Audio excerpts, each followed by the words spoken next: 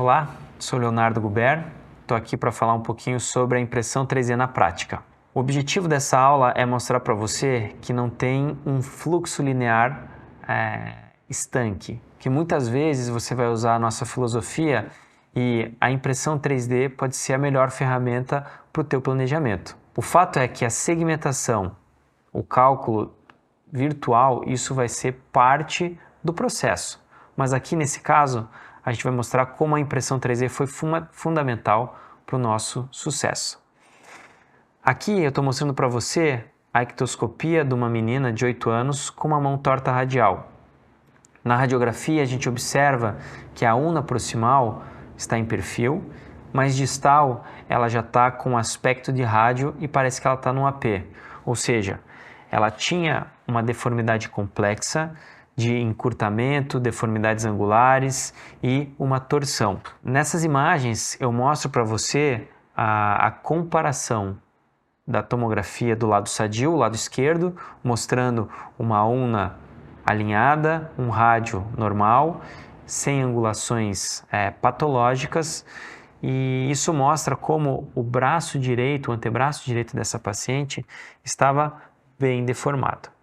Aqui é uma janela do slicer mostrando exatamente essa torção da una de quase 90 graus, por isso que o AP proximal é o perfil distal e vice-versa, e a gente mostra uma angulação bem excessiva. Uma vez que você não tem como avaliar partes moles pelos exames, o exame físico ele faz parte do processo, para que você possa levar em consideração as partes moles, que também são fundamentais para um bom planejamento cirúrgico. Aqui eu coloco para você a quantidade de eixos que eu tracei, tentando encontrar a melhor altura, o melhor nível do centro de rotação dessa deformidade.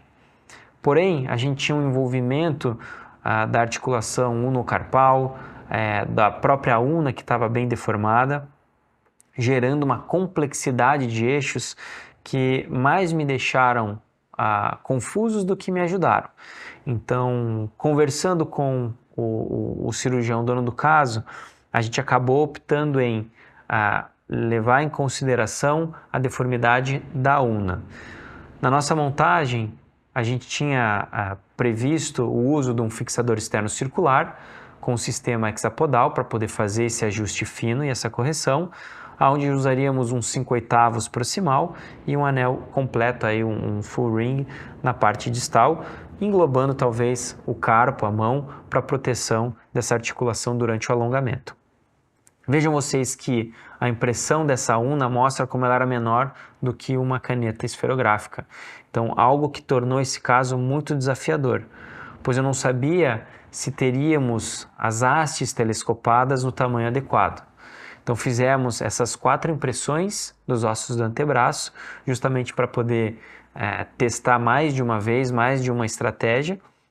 E aqui optamos por focar numa una congruente com o nosso húmero, ou seja, a articulação do cotovelo era a articulação principal. Consideramos que a articulação unocarpal ficaria no mesmo plano, a gente não realizaria essa correção torsional para que a paciente não perdesse já o desenvolvimento neuromotor que ela adquiriu até então.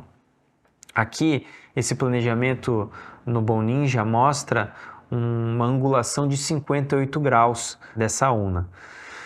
Porém, quando temos esse centro de rotação fora do osso, a gente supõe que deve haver mais de um centro de rotação. E quando a gente joga uma linha centro diafisária, a gente desmembra aqueles 58 graus em uma deformidade proximal de 33 e uma deformidade distal de 25, fazendo com que fosse possível uma osteotomia proximal, uma correção aguda e uma compensação distal progressiva.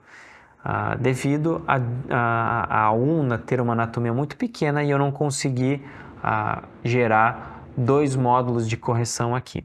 Fizemos esse cálculo agudo e o posicionamento desses 2 anéis seriam calculados no workshop, coisa que eu não conseguiria ter certeza aqui pelo tamanho pequeno da paciente.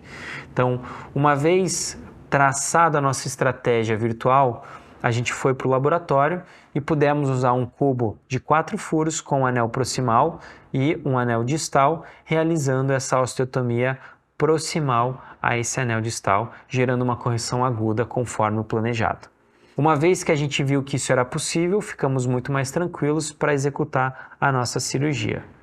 Então, aqui evidenciando o nosso posicionamento dos pinos e a nossa correção aguda, e aqui a imagem em AP da UNA, mostrando também o posicionamento dos elementos de fixação conforme planejado. Aqui uma imagem ectoscópica da cirurgia, aqui o cálculo utilizando o software desse hexapodal, também traçando as nossas linhas conforme o planejado, e aqui o nosso resultado virtual de projeção da correção. Então esse é um software que traz essa possibilidade, a gente conseguiu simular bem direitinho o que a gente tinha planejado para essa paciente, e aqui durante essa correção de deformidade e aqui no dia da retirada do fixador, depois de 2 meses com o uso da fixação externa circular. Então, um ótimo alinhamento conforme planejado e uma satisfação nossa em não ter sofrido na cirurgia a dúvida de qual pino colocar, qual elemento de fixação colocar e onde posicionar esses elementos de fixação. Então, a mensagem dessa aula é: uma vez que você domina todas essas ferramentas, você vai ter um planejamento cirúrgico muito mais assertivo e a cirurgia é um verdadeiro passeio. Espero que você tenha gostado.